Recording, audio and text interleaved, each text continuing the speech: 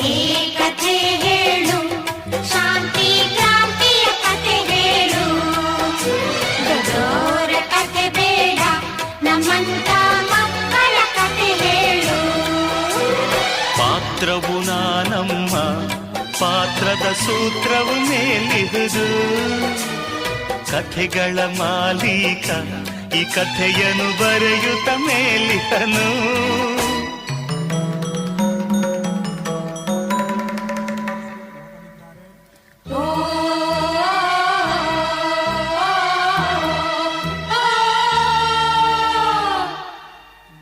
ತಂದೆ ತಾಯ ಮಡಿಲ ಮುದ್ದುಗಳಿರ ಕೇಳಿ ಕೇಳಿ ಕಥೆಯ ಕೇಳಿ.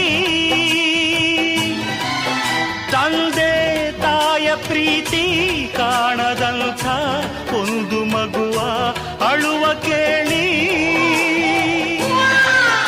ಅದು ಯಾರ ಮಗುವೋ, ಅದು ಏನು ಅಳುವೋ? ಅದು ಯಾರ ಮಗುವೋ, ಅದು ಏನು ಅಳುವೋ?